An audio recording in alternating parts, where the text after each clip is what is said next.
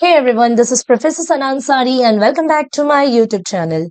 Friends, in our today's video lecture, we're going to cover the most important question according to the board examination semester 6 TY BCom Business Economics. And here the question is the structure of balance of payment. Friends, in our today's video lecture, we're going to cover how we have to deal with this particular question, how we have to write in the examination, what are the pointers we need to cover while writing this question. So now let's move further. As you can see on the screen, मैंने यहाँ पर picture को add कर रखा है और ये एक तरीके का आपको अकाउंट्स जैसा दिखाई दे रहा होगा दोस्तों. यस, आप ऑलरेडी टीवाई बीकॉम में दो तरीके के अकाउंट्स करते हैं दोस्तों. ऑडिटिंग करते हैं. सो आप लोग बहुत ही अवेयर है about this receipts and payment side, debits and credits. So that is all we have to learn in this video lecture also, and it is very easy to understand friend.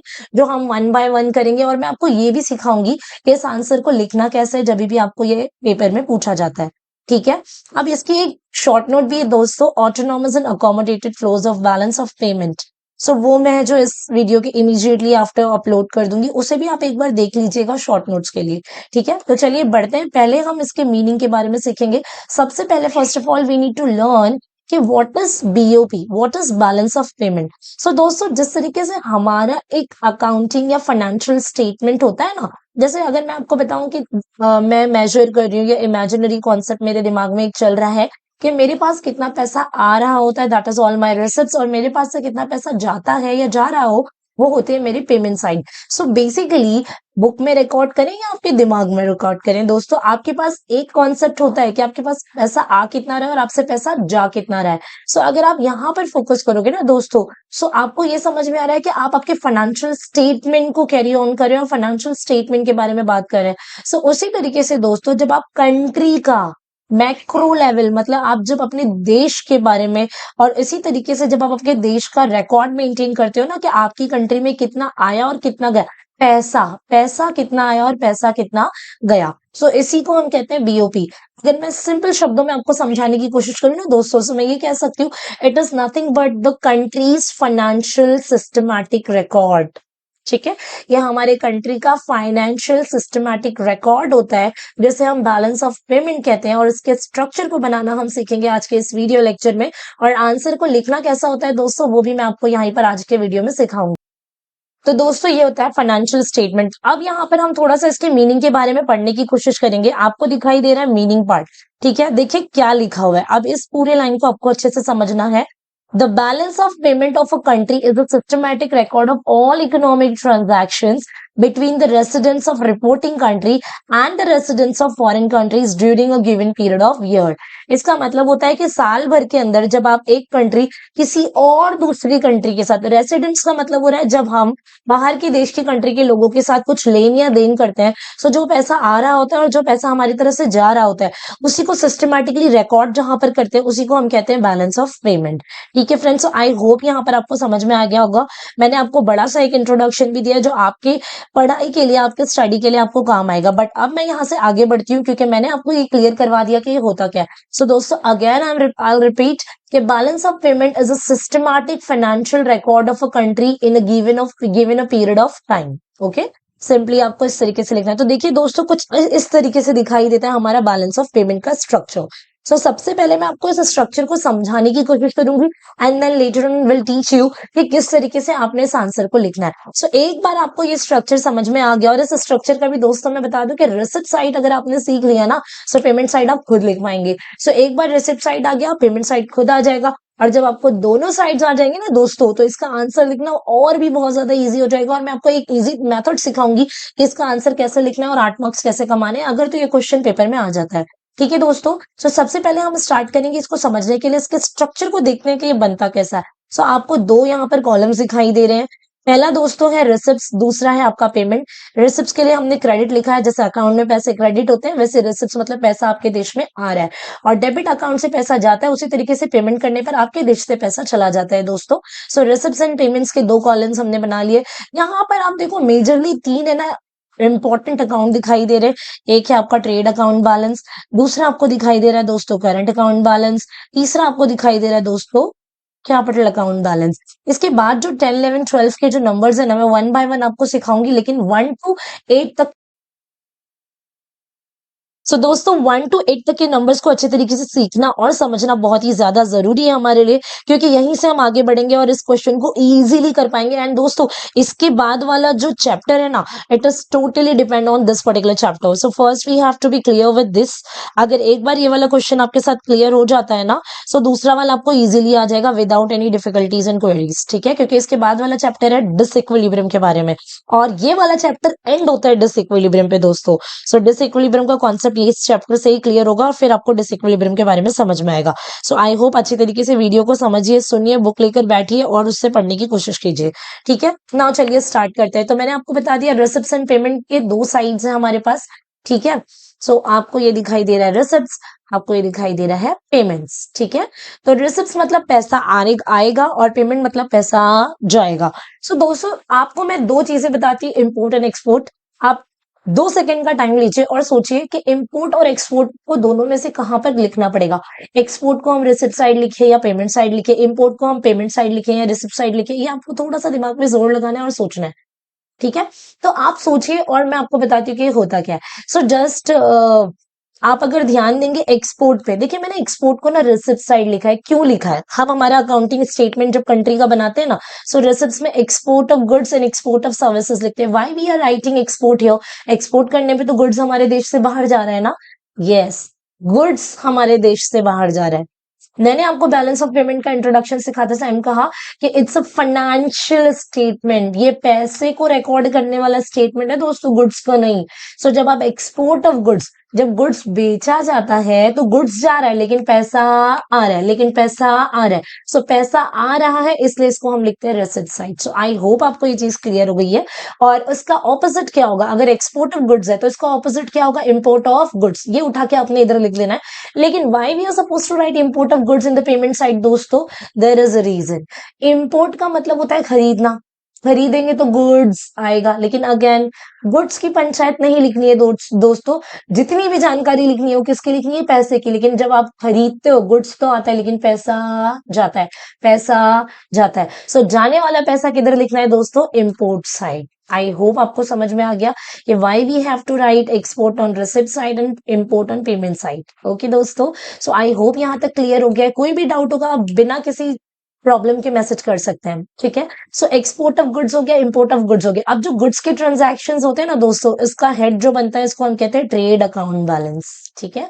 लिखना ऐसे ही, इसमें आपने कुछ भी गलत नहीं करना है, अलग नहीं करना है, अपने उनसे ऐड नहीं करना है। भाई कंट्री का फाइनेंशियल स्टेटमेंट लिख रहे हैं, it should be same as like this, ठीक है। चलिए उसके बाद आता है आपका point number 2, which is export of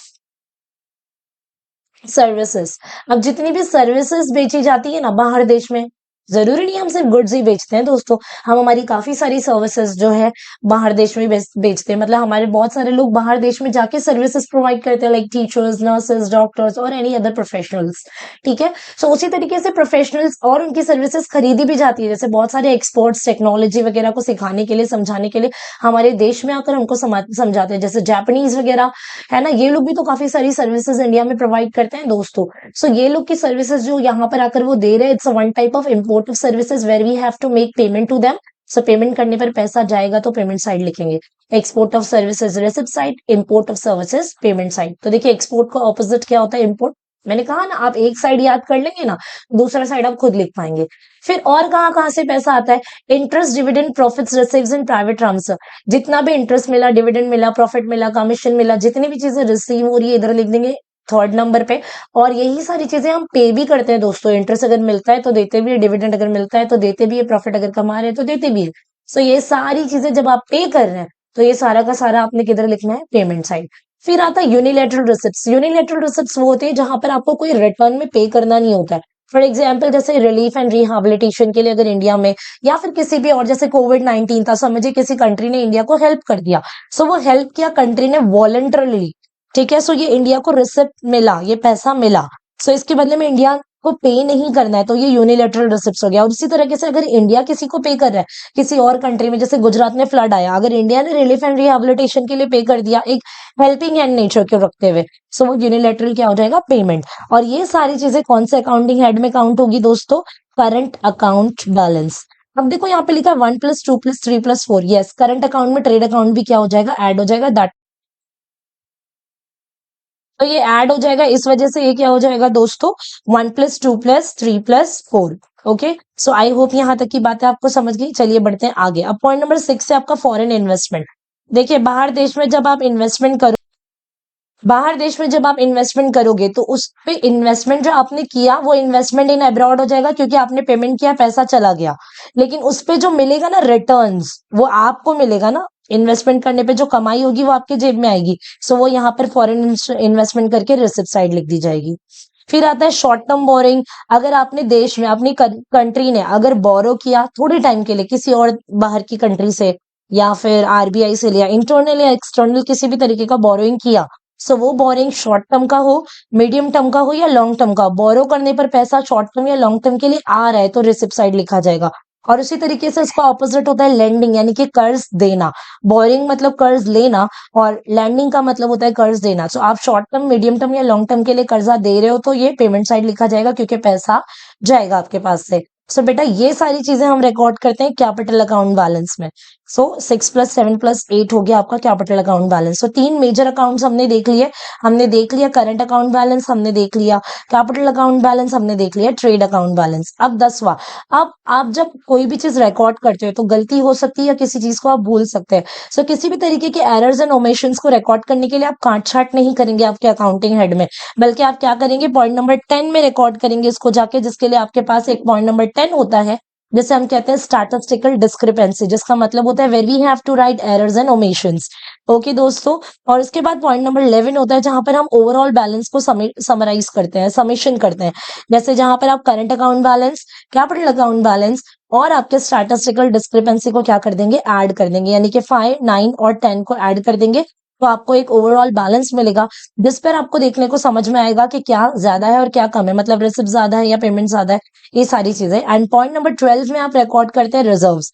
reserves को एड लेस, मतलब एडजस्टमेंट किया जाता है दोस्तों रिजर्व्स को, कि कहाँ पे रिजर्व्स ऐड करने हैं और कहाँ पे रिजर्व्स लेस करने हैं। और फिर एट द एंड हम क्या करते हैं, हमारे टोटल रिसिप्ट्स और टोटल पेमेंट को इक्वल करते हैं। सो देखिए रिजर्व्स होता है क्या, समझिए रिसिप्ट साइड ज्यादा दिखा रहा है, पेमेंट साइड कम। सो रिजर्व्स में से ऐड करके हम इन दोनों को बैलेंस करते हैं और कंक्लूजन में हम लाते हैं कि total receipts are equal to total payment. I hope दोस्तों आपको ये सारी चीजें समझ में आ गई होगी, आपको सारी चीजें समझ में आ गई होगी। वेट की सारी चीजें यहाँ पर आपको समझ में आ गई होगी दोस्तों। अब जो है यहाँ पर हम आगे का एक्सप्लेनेशन लिखने का तरीका सीख लेते हैं। आई होप यहाँ तक का स्ट्रक्चर समझ में आ गया। एक्सप्लेनेशन कैसे लिखना है, देखिए बहुत सिंपल है। आपको कितने पॉइंटर्स बनाने में बता देती हूँ, और पॉइंटर्स का एक्सप्लेनेशन मैंने वीडियो में एड ऑन कर रखा है। सो सबसे पहले जब भी आपको ये क्वेश्चन आए तो एक छोटा सा इंट्रोडक्शन बना ले, जहां पर आप बता दे कि it's financial systematic financial statement of a country और रिकॉर्ड ऑफ अ कंट्री। फिर उसके बाद ये ड्रॉ करेंगे। ड्रॉ करने के बाद पहला पॉइंट बनेगा ट्रेड अकाउंट बैलेंस, जिसमें आप सिर्फ लिखाओगे कि it trade account balance receipt side consist export of goods and payment side include import of goods, that's it. ज्यादा आपको इसमें कुछ और एड ऑन करने की अपनी तरफ से जरूरत नहीं है, जो दिया हुआ है उसी को आपने लिख कर दिखाना है रिटर्न में। Then you have to make a point number 2 which will be a current account balance, where we have to record that it includes the current accounts balance receipt side includes export of services, interest, dividend receipts, payments, unilateral receipts, and payment side this. Then you have to add the point number 3, which will be your current capital account balance. Point number 4 will be your statistical discrepancy. Point number 6 will be your reserves, or sorry, overall balance. And last point will be your total receipt, should be total payment. अच्छा, जब आपका account balance, receipt और payment equal होता है ना, तो हम इसको कहते हैं इक्विलिब्रियम बैलेंस ऑफ पेमेंट। और जब ये एक दूसरे के इक्वल नहीं होता है, इसका मतलब जब रिसिप्ट ज्यादा आ रहा है पेमेंट कम हो रहा है, या पेमेंट ज्यादा आ रहा है रिसिप्ट कम हो रहा है, दोनों में भी अगर फ्लक्चुएशंस अप डाउन या कम ज्यादा दिखाई दिया, हालांकि रिसिप्ट ज्यादा होना is good for us, but still it will be called as disequilibrium. ठीक है फ्रेंड्स, सो ये कम ज्यादा हुआ, सो इसको हम कहेंगे बीओपी, डिसइक्विलिब्रियम। अगर इक्वल रहा तो हम इसे कहेंगे इक्विलिब्रियम। सो इसके बाद हमारा लास्ट पॉइंट बनेगा दोस्तों equilibrium and disequilibrium, that's it. जितना भी आपने सीखा इधर से ही सारी चीजें लिखनी है, बाहर से कुछ भी एड ऑन करने का जरूरत नहीं है। सो चलिए मैं आपको बता देती हूँ कि मैंने इसका एक्सप्लेनेशन कैसे दिया है। आप एक बार गो थ्रू कर ले, पेज का स्क्रीनशॉट ले ले। देखिए यहाँ पर मैंने सबसे पहला बनाया trade account balance, current account balance, capital account balance. इसमें तो भी मैंने थोड़ी कुछ ज्यादा ही इन्फॉर्मेशन दे रखी है फॉर योर रेफरेंस। आप चाहे तो गिनी चुनी चीजों को भी यहाँ से उठाकर लिख सकते हैं। फिर आपके पास जो है दोस्तों आता है आपका एक question, next point statistical discrepancy. तो यहाँ पर आपको जो पॉइंटर्स बनाने होंगे ना दोस्तों, ये होगा आपका total receipt, total payment, equilibrium, disequilibrium. So यहाँ तक की सारी चीजें आपको उसी तरीके से लिखना है जैसे मैंने बताया। So that's all enough for today friends. Bye bye, have a nice day and take care.